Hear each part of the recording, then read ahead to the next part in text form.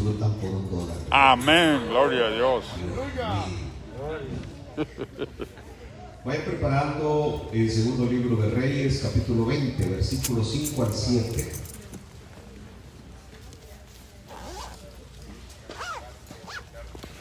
Y ya dice que no nos paremos. Que ya no nos paremos.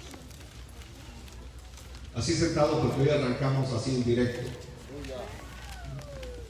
Este es el tercer mensaje de esta pequeña serie. No sé. La higuera como símbolo del pueblo de Israel. No sé, Segunda de Reyes. Nos quedará el último mensaje, si Dios lo permite, para el próximo domingo. Y quiero darle gracias a Dios, porque ya casi no llegaba a este día de mañana el cumplir mis 60 años. Amén. Pero el Señor en su misericordia, y digo misericordia porque hasta hoy le voy a decir algo que nunca se nos había dicho. Pero desde hacía años yo tenía en mi mente la edad de 59 años. Era algo que estaba en mi mente, que yo me iba a los 59 años. Y lo tenía como una casi seguridad y no sé, era algo que había en mí, que a los 59 años el Señor me llevaba. Es decir, el hecho que mañana el Señor me permita llegar a los 60 años es que al Señor le plació extenderme, así como al rey Ezequías, unos años más de vida. Así lo veo. Amén. Así que vamos a la Biblia hoy, capítulo 20 del segundo libro de Reyes, versículo 5. Y dice así: vuelve y di a Ezequías, príncipe de mi pueblo, así dice Jehová, el Dios de David tu padre: yo he oído tu oración y he visto tus lágrimas. He aquí que yo te sano. Al tercer día subirás a la casa de Jehová. Quiero repetir 3 veces esa frase. Al tercer día subirás a la casa de Jehová. One more time. Al tercer día subirás a la casa de Jehová. Y añadiré a tus días 15 años. Y te libraré a ti y a esta ciudad, es decir, a Jerusalén, de mano del rey de Asiria. Y ampararé esta ciudad por amor a mí mismo y por amor a David mi siervo. Y dijo Isaías: tomad masa de higos. Y tomándola, la pusieron sobre la llaga y sanó.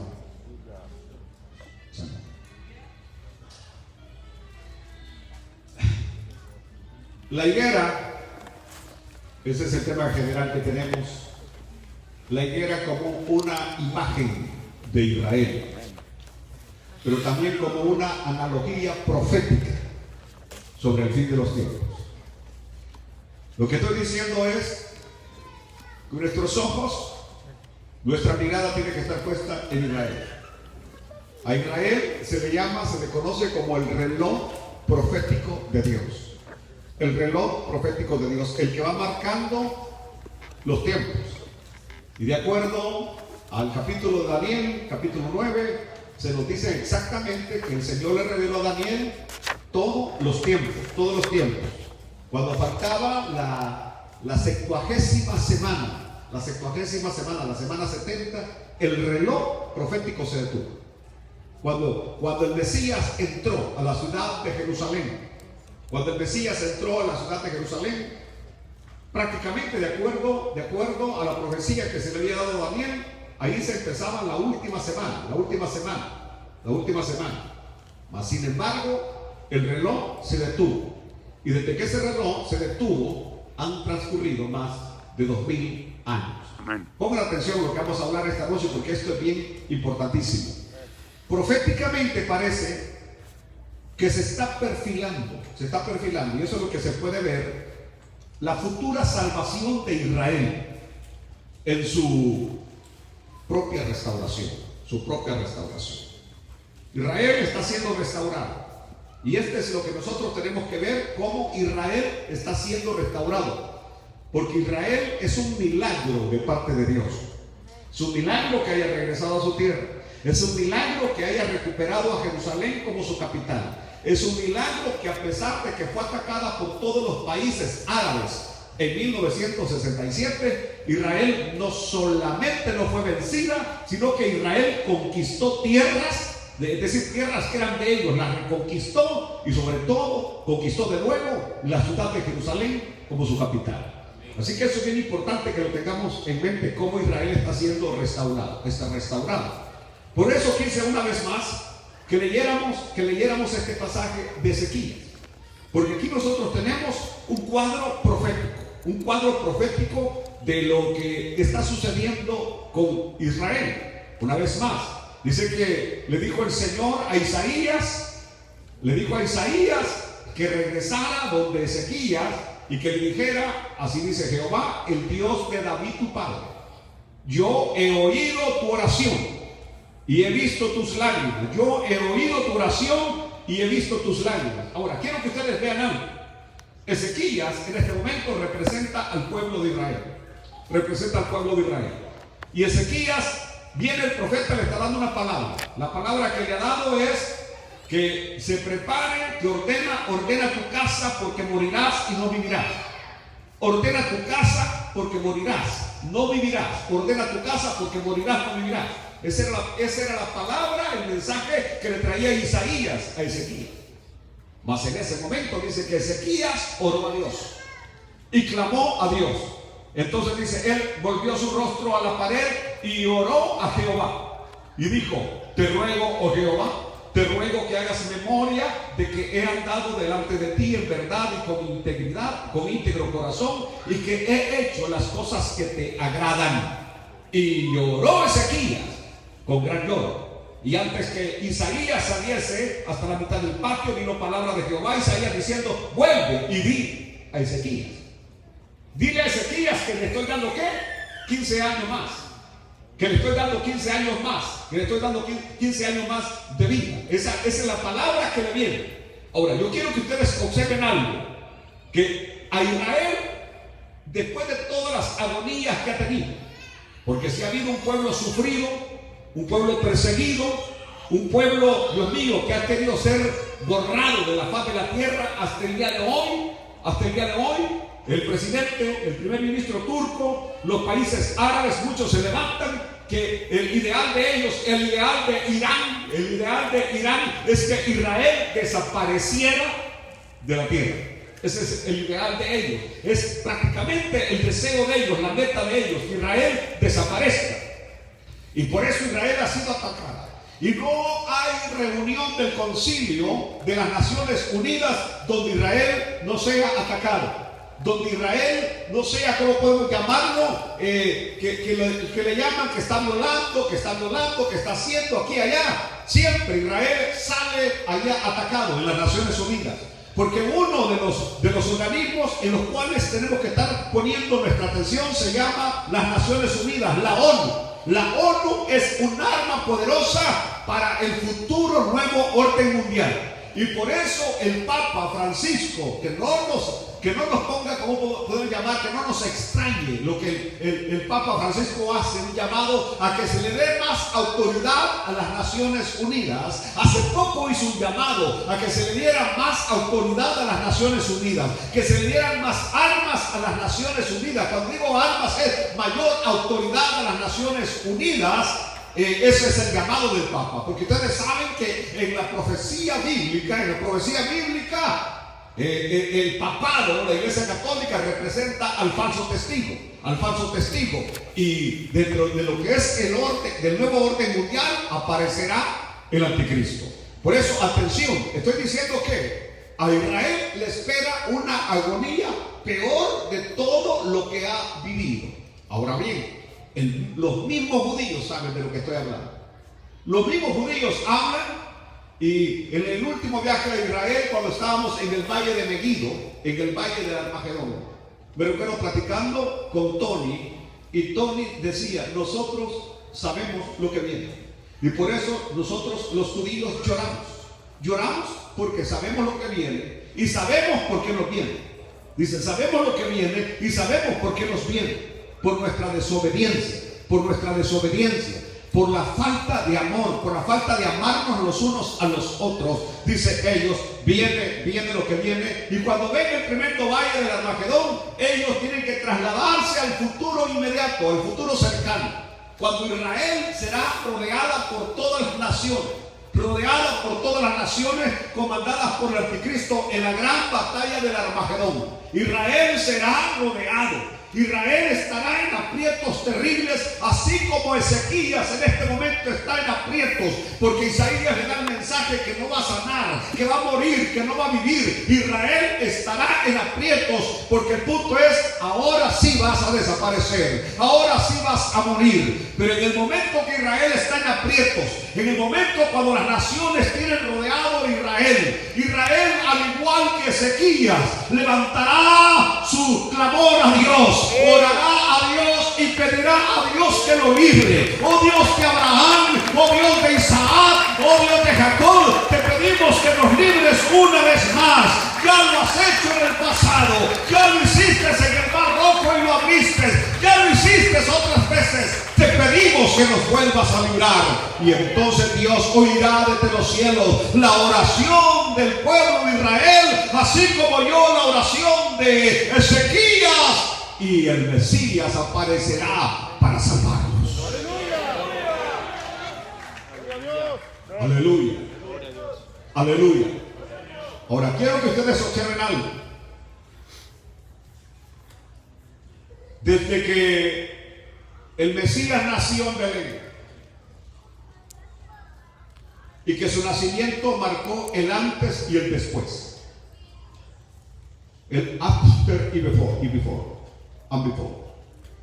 Antes de Cristo, a partir del nacimiento de Cristo, hablamos de antes de Cristo y hablamos después de Cristo.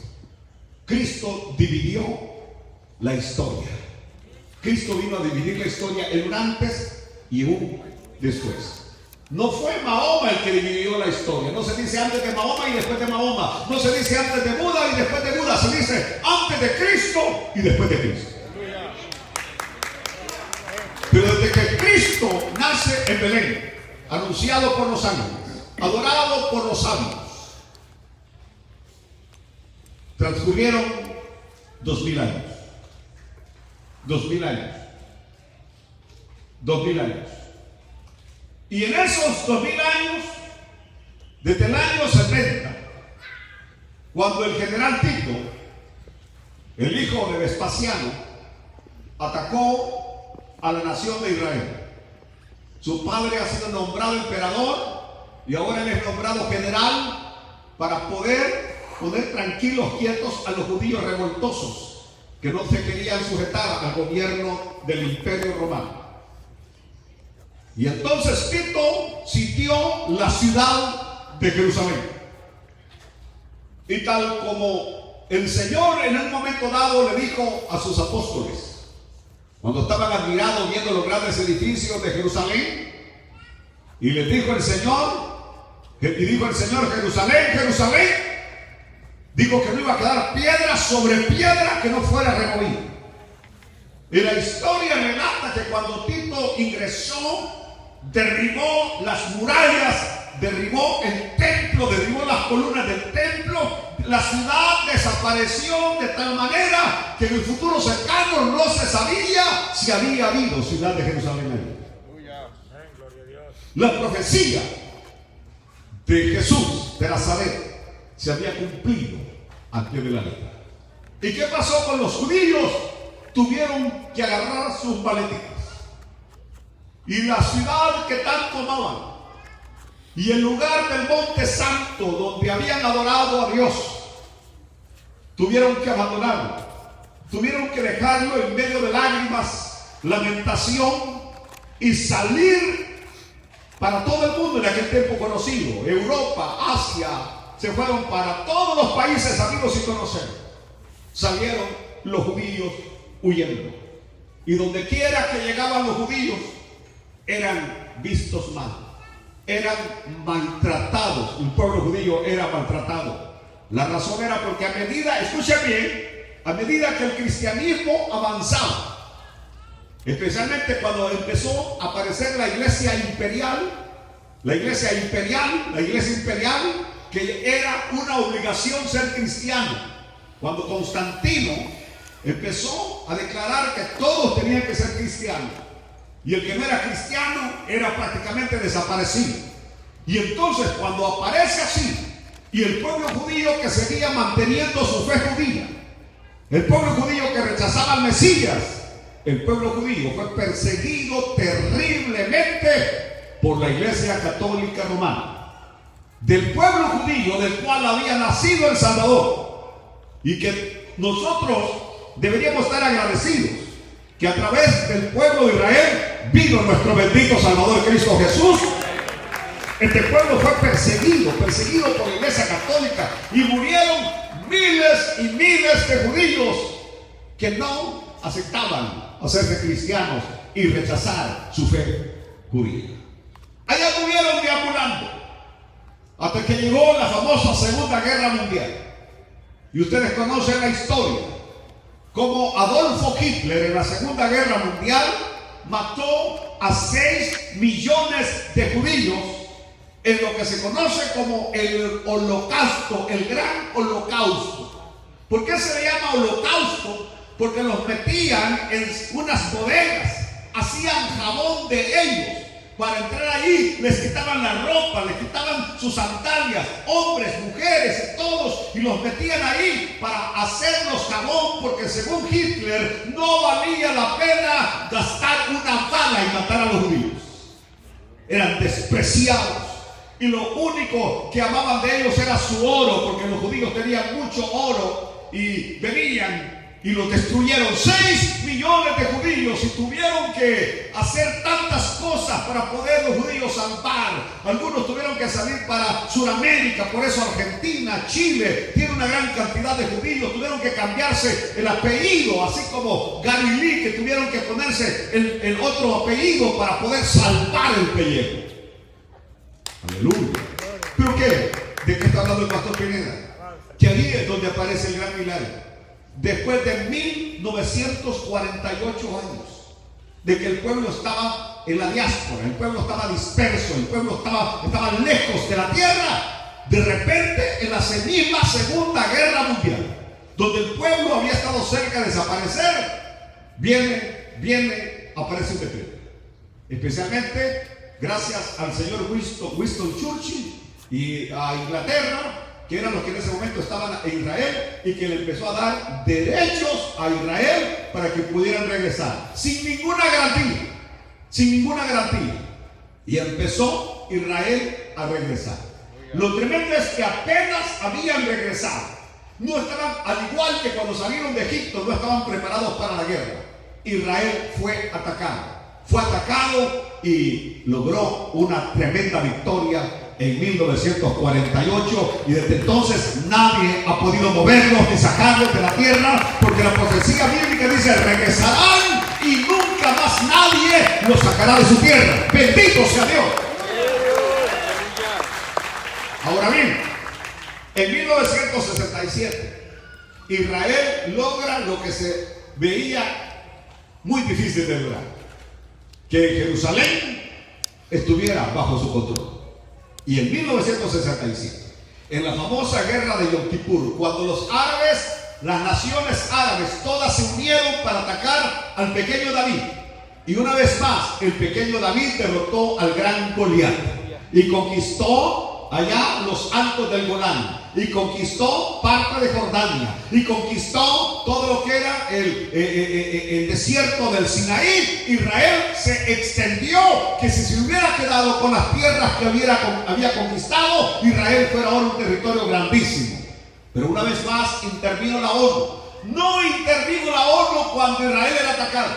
No intervino la ONU cuando eran 40 tanques contra uno de Israel. No intervino la ONU cuando eran 60 aviones contra uno de Israel. No intervino la ONU cuando eran 60 hombres contra un soldado de Israel. No, ahí la ONU estaba tranquila, ahí estaba feliz. Pero cuando Israel empezó a derrotar, porque ángeles vinieron y estuvieron peleando a la par de los soldados israelitas, y cuando vieron que Israel iba a arrasar con Irak, iba a arrasar con Arabia Saudita, iba a arrasar con Irán, iba a arrasar con Egipto y con todos los países árabes, entonces los muy infelices, ahí sí, detengan el alto, paren el fuego, ahora sí, ahora sí.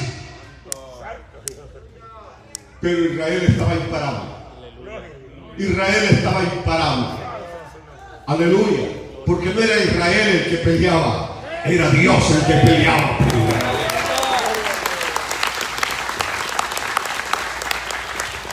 Aleluya. Pero quiero que ustedes hoy analicen algo. Porque el maestro de Galilea, lo que él dijo es: de la higuera aprender la analogía. Cuando las hojas empiezan a brotar, saber que el verano se acerca. Y que de cierto, dijo el maestro de Galilea, el cual no ha fallado en nada. Todo lo que él ha dicho ha sido verdad.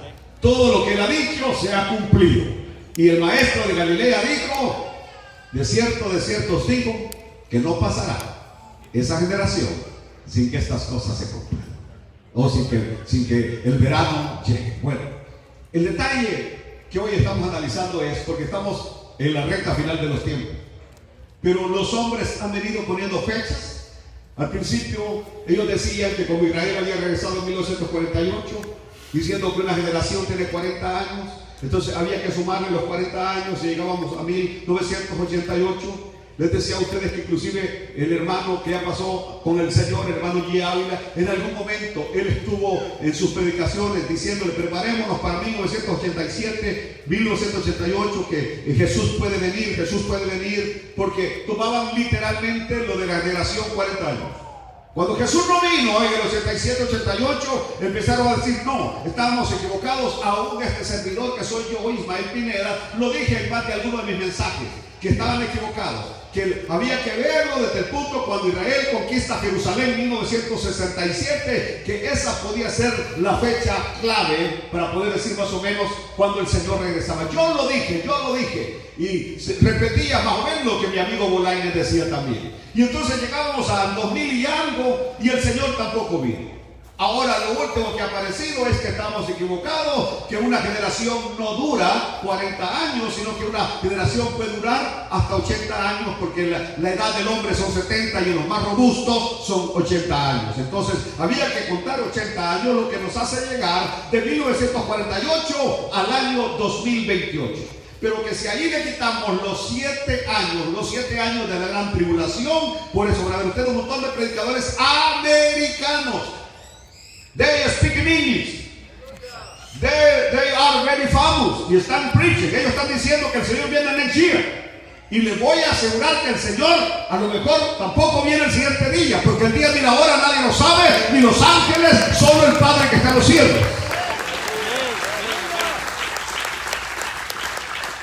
Ok, tenemos que analizar algo que el hermano Pedro dijo cuando escribe en el capítulo 3, versículo 8 de su segunda carta.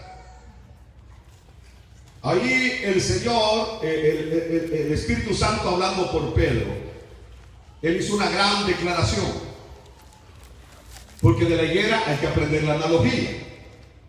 Y dijo Pedro: pero amados, 3:8. mas amados, no ignoréis esto, que para con el Señor un día es como 1000 años, y 1000 años como un día. El Señor no retarda su promesa, según algunos la tienen por tardanza, sino que es paciente para con nosotros, no queriendo que ninguno perezca, sino que todos procedan al arrepentimiento. Ahora, la palabra clave es pero amados. Regresemos al versículo anterior. Pero amados, volvamos a las imágenes. Mas, amados, no ignoréis esto. No, en otras palabras nos dice: no sean ignorantes. No sean ignorantes. Que para con el Señor un día es como 1000 años y 1000 años como un día. Entonces, desde el nacimiento del Mesías en Belén han transcurrido 2000 años. Es decir, 2 Días. días divinos. 2 días divinos. Ahora, regresemos a nuestra porción bíblica de hoy. La palabra que le dice Isaías a Ezequías es: he aquí que yo te salvo. Al tercer día subirás a la casa de Jehová. Al tercer día subirás a la casa de Jehová. Esta palabra aquí es clave. Por eso cuando estaba leyendo lo repetí 3 veces.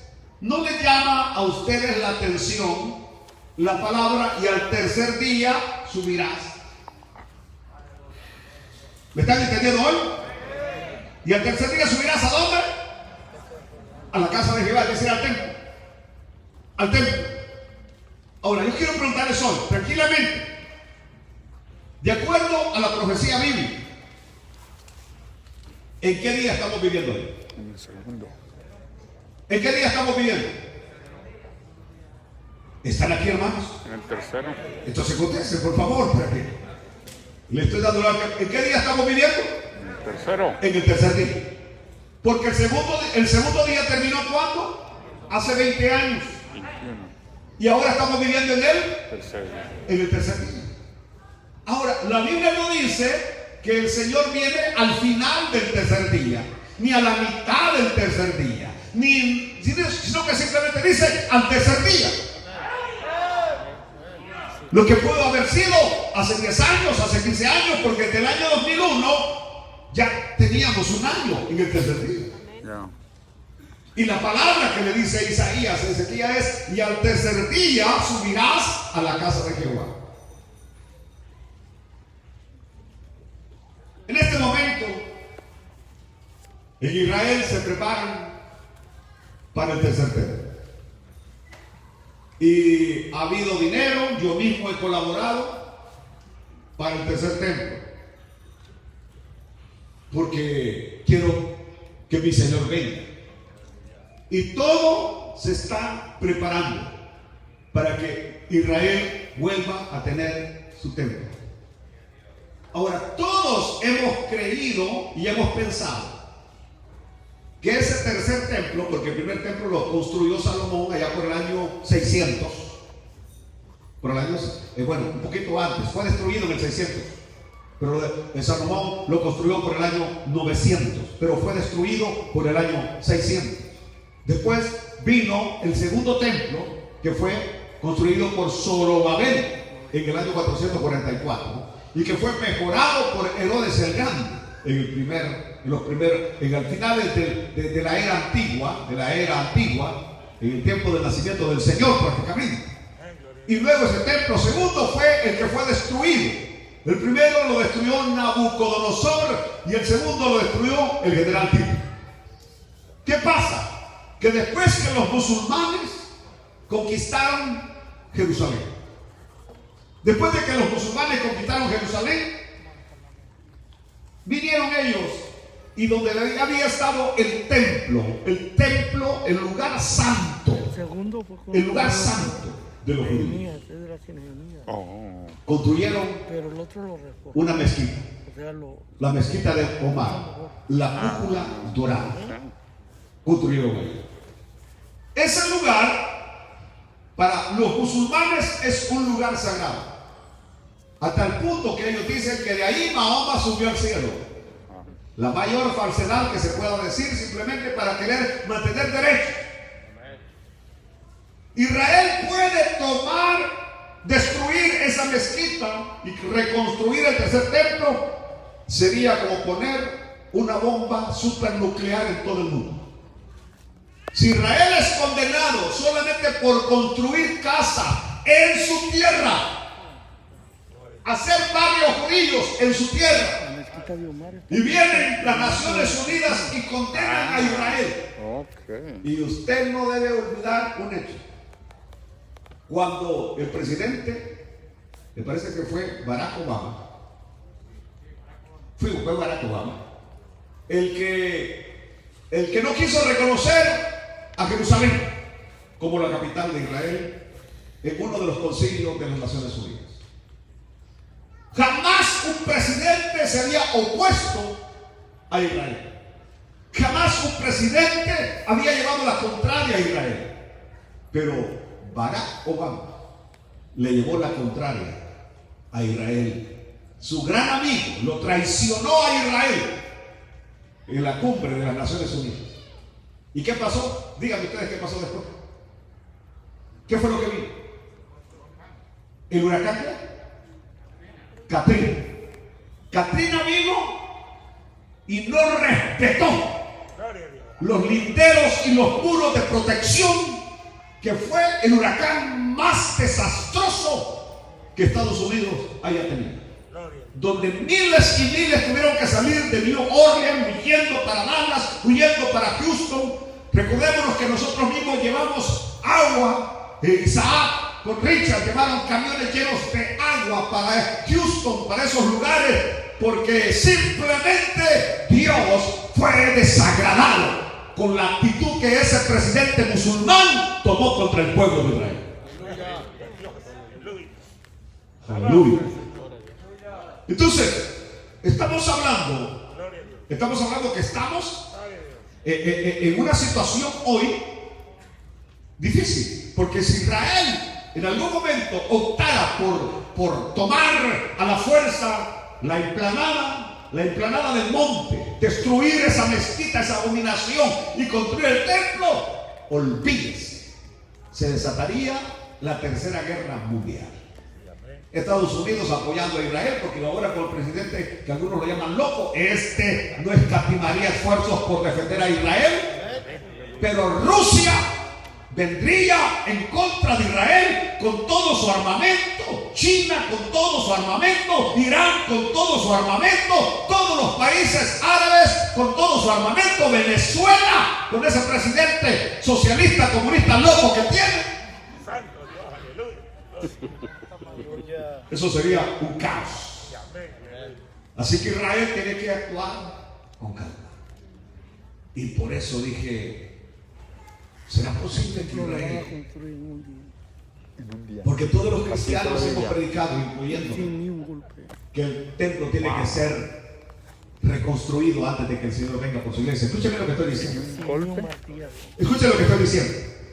Todos hemos dicho que el templo tiene que ser construido, el tercer templo, ¿para qué? El Señor venga por su iglesia. Que esa es la señal que prácticamente estamos esperando, que el templo sea construido. ¿Por qué razón? Porque dice la palabra del Señor que el anticristo se va a sentar en el trono de Dios, en el templo. Entonces, si el anticristo se va a sentar ahí, tiene que haber el templo. Tiene que haber el templo. Si no, no habría templo. Aleluya. Entonces, y ahí donde uno empieza a especular qué pasará, qué sucederá, cuándo realmente va a ser construido el templo. De lo que sí estamos seguros 100% es que cuando Cristo aparezca, cuando Israel está siendo sitiado por todas las naciones, allá en la batalla del Armagedón, claman, y aquí no tengo que detenerme. ¿Por qué razón? Porque yo, en estas tres enseñanzas, primeramente les dije que ya hemos estudiado la higuera como maestro del camino correcto a la verdadera justicia. Entonces, Israel una vez más descubrirá que las hojas de higuera no sirven, que las hojas de higuera no son la justicia perfecta de parte de Dios. ¿Por qué razón? Porque hasta el día de hoy los rabinos desprecian el cristianismo y desprecian a Jesús. Y hoy yo quiero a ustedes llamarlos de una manera con cordura. No caigan en las falsedades de los mesiánicos, judaizantes, donde algunos de ellos dicen que el nombre Jesús fue inventado por la Iglesia Católica Romana para celebrar el 25 de diciembre el nacimiento de Jesús, que en realidad es la celebración a Tamuz, el hijo de Semiramis. Pero tengan cuidado, no vayan a caer en una blasfemia de decir que el nombre Jesús es un nombre sin importancia. De hecho, se lo voy a decir, no hay otro nombre más maravilloso que el nombre Jesús. Gloria a Dios.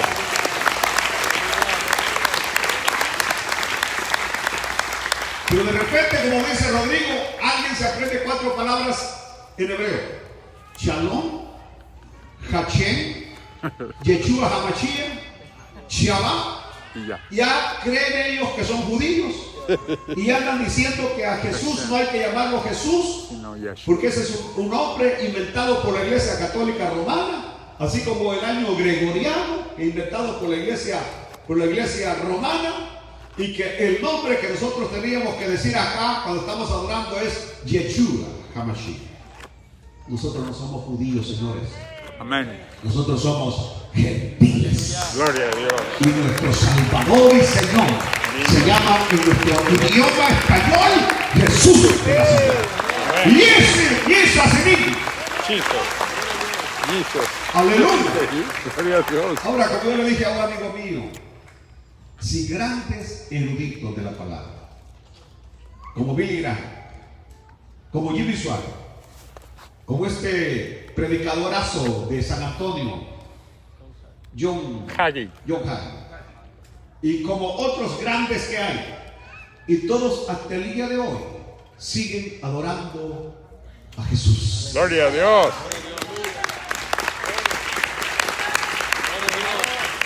¿Y cómo es posible que a usted, que no sabe todavía ni la O que redonda,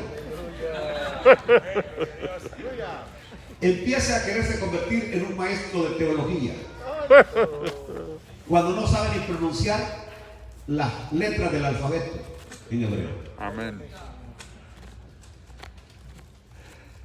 Perdónenme, ese soy yo. Por eso aquel puso que digo lo que siento decir. Yo no ando con pelos en la lengua. Ese soy yo. Es más, ni el español lo saben bien. No saben ni la gramática española. Y ahora quieren enseñarnos que por 2000 años hemos estado equivocados y que la versión que tenemos en nuestras manos no sirve, que la tradujeron mal porque le pusieron a él Jesús. Pero qué tremendo. En ese nombre nuestros pecados han sido perdonados. Al pronunciar ese nombre, los demonios se sujetan, huyen. ¡Gloria a Dios! Gloria a Dios. ¡Aleluya! Entonces, el asunto está que cuando Israel, así como hicieron los hermanos de José, que lo despreciaron a José y lo vendieron, lo tiraron a la muerte. Así los hermanos de Jesús, los judíos, lo despreciaron. Y Judas lo vendió por 13 monedas, 30 monedas de plata. Por 30, lo que valió un esclavo, por 30 monedas de plata. Pero observen ustedes, Jesús es despreciado. Si ustedes creen que los judíos aman a Jesús, ustedes se equivocan. Se equivocan. Es más, ellos ni pronuncian el nombre Jehová, que es el nombre de Dios. El nombre de Dios, Jehová, o Jehová, como nosotros decimos en español. Ellos no lo pronuncian. Yo varias veces he intentado que un judío pronuncie el nombre, no, el Eterno, Hachem, el Eterno. No lo pronuncia. No lo pronuncia. Mucho menos ellos, de Jesús, para ellos Jesús fue un buen hombre, Jesús fue hasta un buen profeta, pero Jesús no puede ser un buen hombre si lo que él dijo que era no es cierto. Él dijo que era Dios. Y si Jesús era buen hombre en otras áreas, pero mintió, entonces no es un buen hombre. Si Jesús no dijo la verdad en cuanto a lo que él es, entonces no es un buen hombre.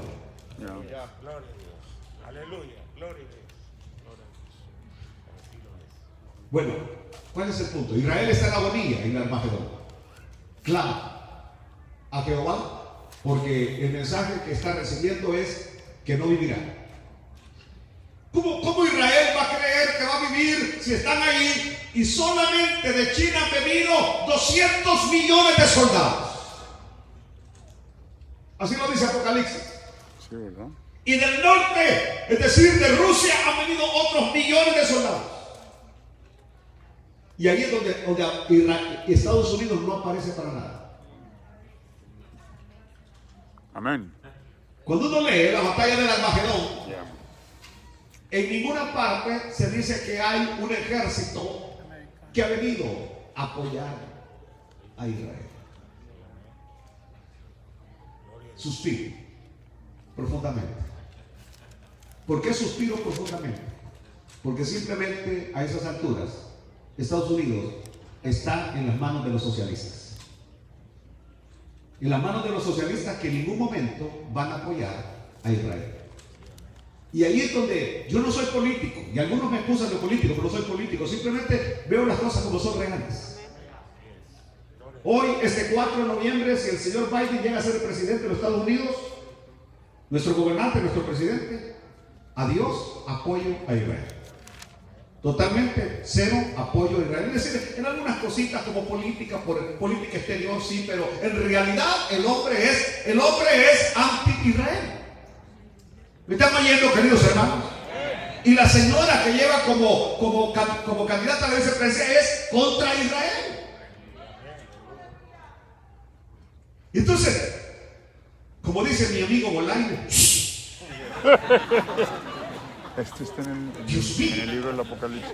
si este 4 de noviembre el Partido Demócrata gana la presidencia, Oh. estamos prácticamente a la vuelta de la esquina. Que se cumpla lo que estoy predicando, que Israel está siendo cercada por las naciones enemigas y no hay nadie que salga al rescate de ellos. ¿Por qué razón? Porque Estados Unidos, la única nación que hasta este momento lo ha apoyado, ya no lo apoyará más militarmente. ¿Me están entendiendo? Ahora, ¿qué es lo que estoy tratando de decir? Que llegará ese momento cuando el gobierno de este país caerá en unos gobernantes anti-judíos, anti-israelíes, y eso se tiene que dar más tarde o más temprano, se tiene que dar. ¿Por qué se tiene que dar? Porque la profecía tiene que cumplirse. Entonces, en este momento, cuando las encuestas hablan que el señor Biden le lleva 11 puntos de ganancia al presidente actual Donald Trump, a mí no me da tristeza. A mí, de cierta manera, me da gozo. Y lo único que lamentaría es que tuvimos el tiempo para alcanzar más almas para el Señor, por haber hecho más en este tiempo que todavía hemos tenido libertad de predicar la palabra. Y cuando venga el momento difícil, que ya no lo vamos a poder hacer abiertamente, vamos a lamentar este tiempo que no aprovechamos para ganar a nuestros amigos, ganar a nuestros familiares, predicar la palabra del Señor a los cuatro vientos. Aleluya. Quiero que entiendan que el ajedrez no lo mueven los hombres. La mesa del ajedrez no lo mueven los hombres, lo mueve Dios.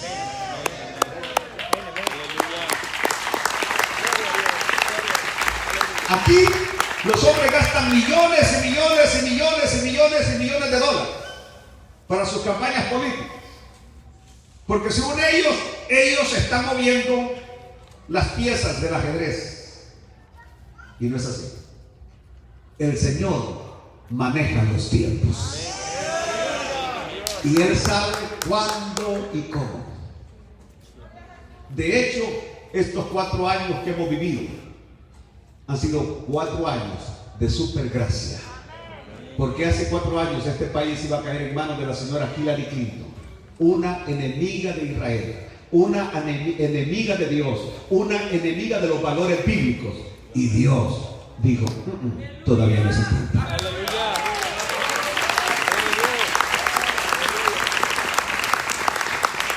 Entonces estas cosas hay que analizarlas a la luz de la Biblia. Por eso esa noche de las elecciones y todo, pues Todos sabíamos que la señora Hillary Clinton ganaba las elecciones, todos lo sabíamos. Y yo llegué del culto y estaba viendo las noticias y se veía que el Partido Republicano iba atrás. Y de repente me cambié de canal al canal de Univisión y estaba el señor antidios, él mismo dice que es ateo, por la gracia de Dios. Jorge Ramos, el ídolo de alguno de ustedes, es un ateo 100%. Y la señora Salinas, ¿cómo se llama? María Elena Salinas. Los dos, pero que estaban ya celebrando desde antes del tiempo. Y nunca se me olvida esa noche, jamás la olvidaré. Porque en ese momento aparece un estado, creo que era Michigan, que siempre lo ha ganado el Partido Demócrata. Y era uno de los estados que estaba en discusión. Y de repente aparece que lo había ganado el Partido Republicano. Y aquella mujer se puso como, ¿qué? No lo puedo creer. Y hasta le habló fuerte al camarógrafo, que tuvieron que salir anuncios porque le habló pesado al camarógrafo. Regresaron de nuevo. Lo tremendo fue cuando se vio que Florida estaba en manos del Partido Republicano. Y ahí, aquello que se convertía en fiesta, se convirtió en tristeza. Yo hasta ahí vi las noticias y simplemente yo dije, si esto ha cambiado en un segundo, si el panorama ha cambiado, si en un segundo el panorama cambió cuando todo se veía, y yo me dije, Señor, lo que se haga tu santa y perfecta voluntad, porque los cristianos así estamos en esa posición, que se haga la perfecta y santa voluntad de Dios.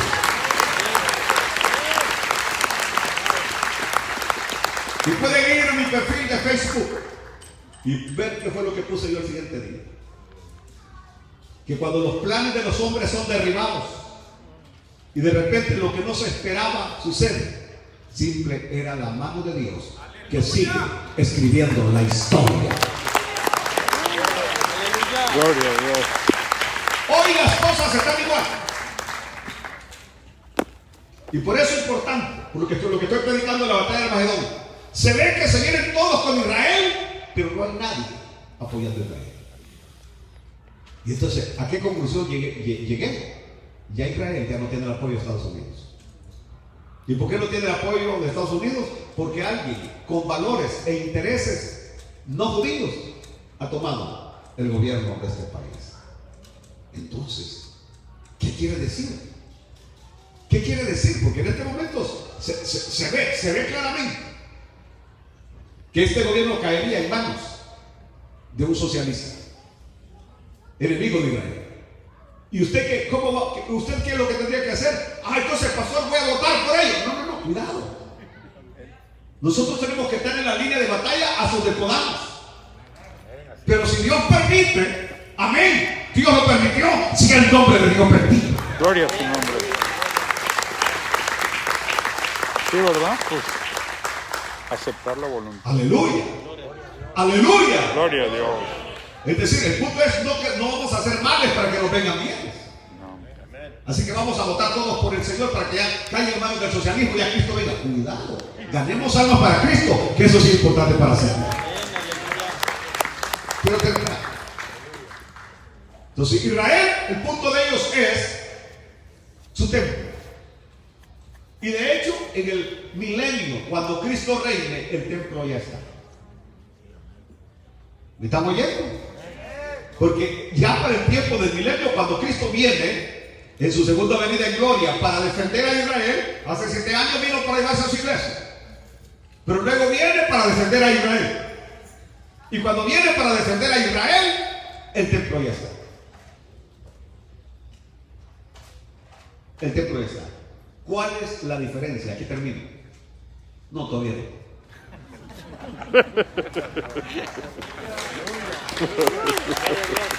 ¿Cuál es la diferencia? Que Israel ya no va a ir a adorar un arca, a adorar el menorá, el candelabro, sino que quien va a estar en el templo sentado será Jesús. Gloria a Dios. ¿Qué quiere decir eso? Que las hogueras, las hojas de la higuera, Israel por fin se dará cuenta que las hojas de higuera solamente cubren. pero el que da la verdadera justicia es el Cristo que ellos rechazaron. Amén. Gloria a Dios. Ahora, como dije que iba a terminar, Perfecto. quiero nada más concluir con eso. El árbol mora higuera. El árbol mora higuera, que encontramos en el capítulo 19 de Lucas, el sicómoro, que fue donde se subió Zaqueo. ¿Se acuerdan ustedes que se subió en el árbol de sicómoro? Yeah. Este árbol también es llamado higo de burro, higo de burro. De burro. Es el árbol en el cual se subió Zaqueo. Y el Señor Jesucristo, hablando a sus discípulos, fue a sus apóstoles. Y porque el Señor un día antes había maldecido el árbol de higuera, porque buscó fruto y no encontró. Israel es el árbol de higuera en el cual el Señor ha estado buscando fruto y no lo encontró. Y dice que el Señor, ¿qué hizo? Maldijo la higuera. The next day, Jesús va con sus discípulos. Y cuando va por ahí, aquellos se dan cuenta que el árbol de higuera se había secado. Se había secado. Y ellos vienen y dicen: Señor, el árbol que maldijiste se secó. Y el Señor como que se dice: ¿y ustedes qué creen? ¿Que yo hablo por hablar? Yo no soy como el esposo que le dice a la esposa: quiero mi comida ya. Y a las 3 horas dice: ya quiero mi comida.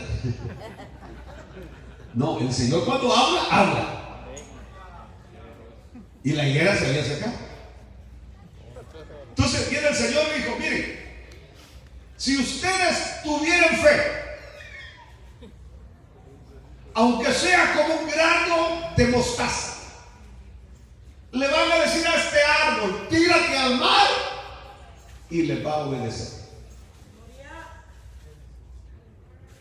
Ahora bien, cuando yo empecé a escuchar la palabra higuera, yo soy de una zona cafetalera, y allá hay un arbusto que sale que se llama higuera, así el arbustito, que da unas pelotitas así verdes. Y yo no sé ni por qué le han puesto higuera, porque eso no es higuera. Y es probable que usted, cuando escucha la palabra higuera, usted piensa en un arbustito como el que tengo ahí, que no ha crecido mucho, pero ya creció.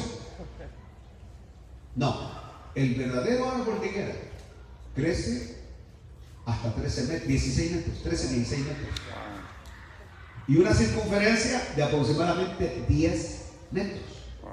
Y su tronco es tan sólido, es tan fuerte, que se dice que después del cerro es la madera más fina y fuerte, la de la higuera. Por eso cuando uno escucha las palabras del maestro: si tuvieras fe le vas a decir a este árbol que se arraiga, te tírate al mar, y lo hará. Uno piensa en un arbustito que uno lo saca y lo tira.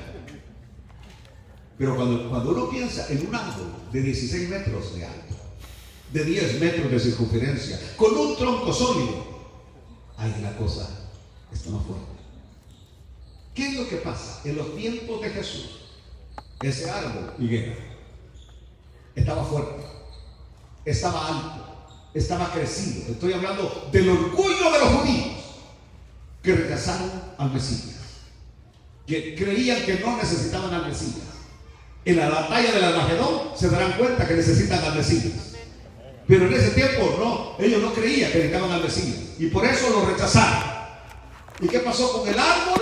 El árbol fue desarraigado y tirado al mar de las naciones. Al mar de las naciones. Pero el mismo Dios que permitió que el árbol fuera desarraigado y tirado al mar de las naciones, ese mismo Dios los ha vuelto a traer a reunir Gloria y a a Dios. establecer en la tierra que es la tierra que el Gloria a Señor Dios. les dio por herencia. Amén. Gloria a Dios. Aleluya. ¿Cuál es la aplicación, pastor? Me salgo hoy de Israel como higuera y todo eso. Que el mismo Dios que algunas veces permite que seamos derribados, es el mismo Dios que tiene el poder para volvernos a levantar. Gloria a su nombre.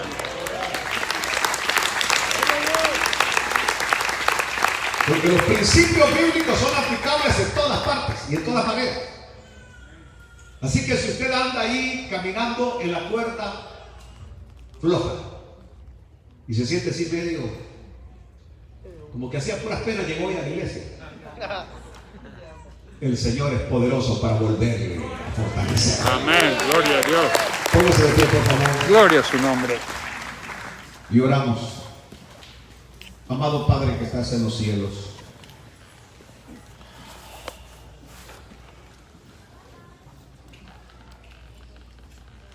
tú hablaste de rumores, de ruido, cuando iba a ser tu venida.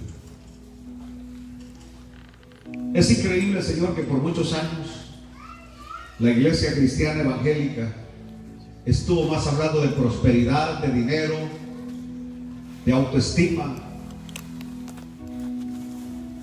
que de tu venida, Señor. Mi amigo Rodrigo comentaba hoy en la mañana que en muchas iglesias a él le han prohibido cantar el canto "Pronto una trompeta sonará". Y cuando lo han invitado le dicen: sí, canta, pero no cantes ese canto, que pronto una trompeta sonará. Porque la venida del Señor no es compatible con la doctrina de la prosperidad. Pero increíblemente, en estos últimos meses, aún predicadores que ya no hablaban de la venida del Señor, hoy están hablando de la venida del Señor.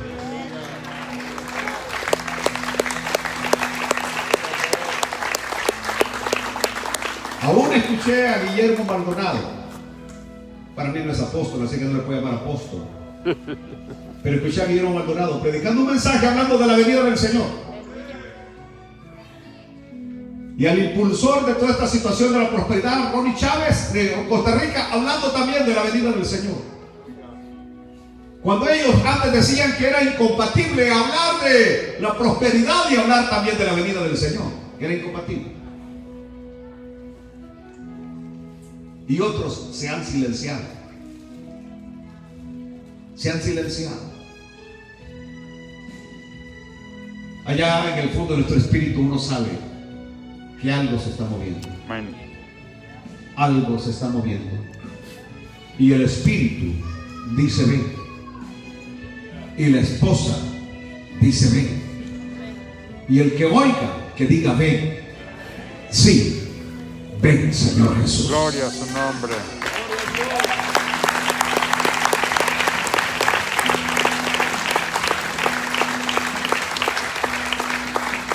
Así que, Padre, atrae todavía a los que no son salvos.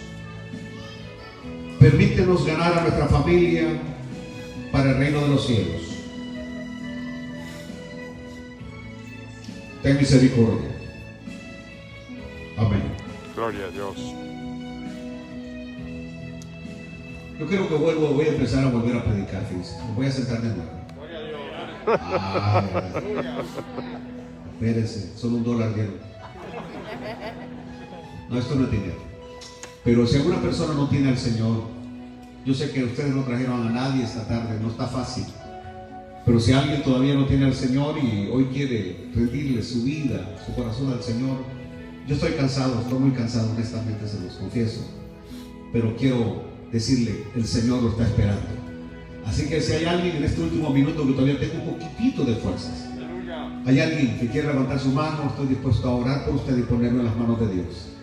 Hay alguien hoy que le quiere rendir su vida, su corazón al Señor.